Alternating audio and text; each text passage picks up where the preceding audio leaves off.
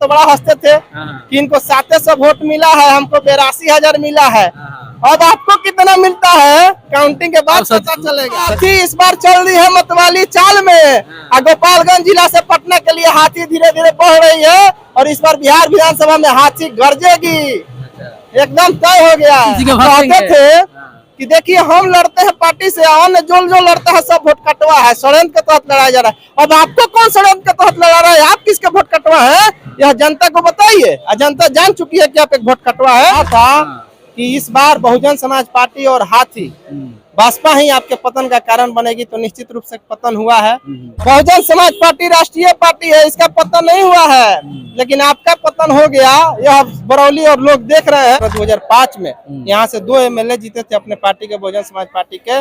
उसी प्रकार इस बार 2025 में भी यहाँ से हम लोग विधायक बसपा, जो पहले दम भरते थे कि हम 80,000 पाते हैं, आज वो अपने खुद वोट कटवा के श्रेणी में आ गए हैं खुद।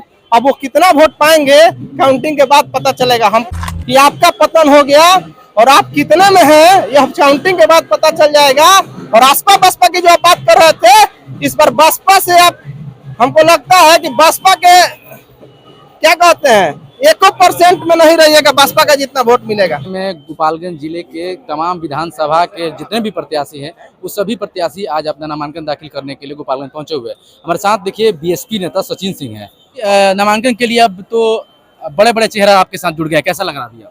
बहुत अच्छा लग रहा है। और देखिए मैं पूरी निष्ठा के साथ जिस भी दल में रहा हूँ पहले भी, तो आज जो बहुजन समाज पार्टी का मैं सदस्य हूँ, पूरी निष्ठा के साथ मैं पार्टी का काम करता हूँ और पार्टी में रहता हूँ। और मुझे वहाँ से टिकट चुनाव में मिल रहा था बरौली विधानसभा से, लेकिन मैंने त्याग किया, अपने टिकट को त्यागा।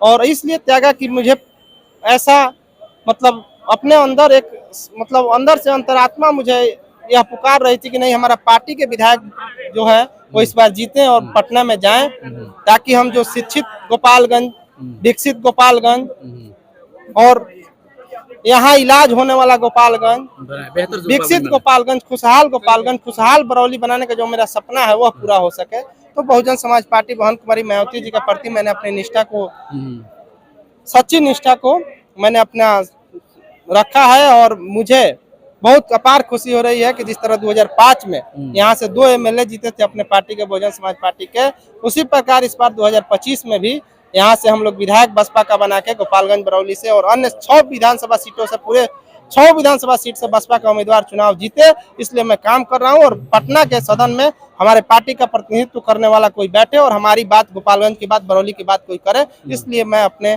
टिकट को त्यागा हूं और अभी भी लगा हुआ हूं और अंत तक लगा रहूंगा। तन मन धन से मैं पार्टी का काम करता रहूंगा। पार्टी का जो भी निर्णय हुआ है उसका मैं स्वागत करता हूं, सम्मान करता हूं। बहन कुमारी मायावती जी का जो भी निर्णय हुआ है उसका सम्मान करता हूं, और पार्टी की तरफ से जो भी मुझे निर्देश और कार्य दिए जाएंगे मैं उससे बखूबी निभाऊंगा। और सचिन जी, एक समय आप जिले में कहें तो सबसे चर्चित चेहरे थे और काफी हमेशा मीडिया की सुर्खियों में रहते थे और बरौली की आवाज भी उठाते थे, लेकिन अभी आपके पार्टी से कुछ चेहरे ऐसे हैं जुड़ गए हैं। अभी कैसा लग रहा है? साधु यादव जो पिछली बार भी चुनाव आपके पार्टी से लड़े थे, इस समय जो है बरौली से राजू जो आ रहे हैं, जो हाल ही में राजद छोड़कर आपके पार्टी से जुड़े हुए हैं। तो देखिए पिछले बार भी यहाँ से साधु यादव जी ने बहुत अच्छा लड़ाई दिया था और रनर कैंडिडेट रहे थे, 2 नंबर पर हमारी पार्टी रही थी।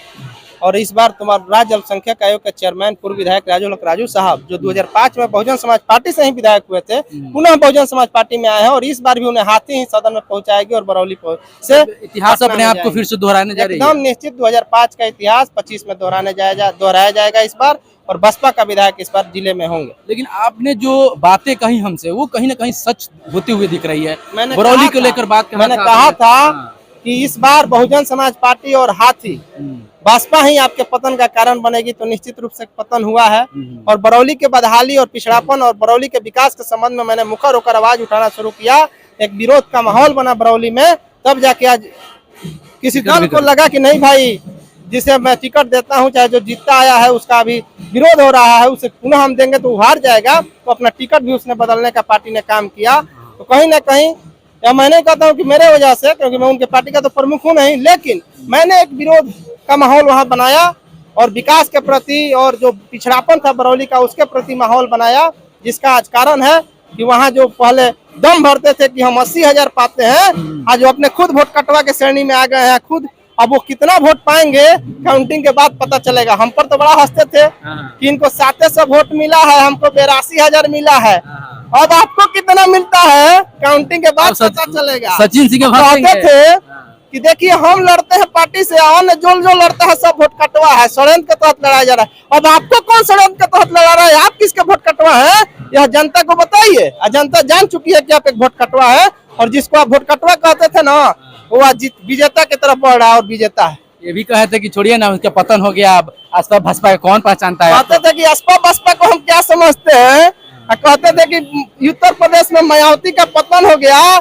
अरे बहुजन समाज पार्टी राष्ट्रीय पार्टी है, इसका पतन नहीं हुआ है, लेकिन आपका पतन हो गया। यह बरौली और लोग देख रहे हैं कि आपका पतन हो गया, और आप कितने में हैं यह काउंटिंग के बाद पता चल जाएगा। और आसपा बसपा की जो आप बात कर रहे थे, इस पर बसपा से आप, हमको लगता है कि बसपा के क्या कहते हैं 1% में नहीं रहिएगा बसपा का जितना वोट मिलेगा। हाथी क्या लग रही है इस बार सबको तो चल देगी? हाथी इस बार चल रही है मतवाली चाल में। गोपालगंज जिला से पटना के लिए हाथी धीरे धीरे बढ़ रही है, और इस बार बिहार विधानसभा में हाथी गरजेगी, एकदम तय हो गया है।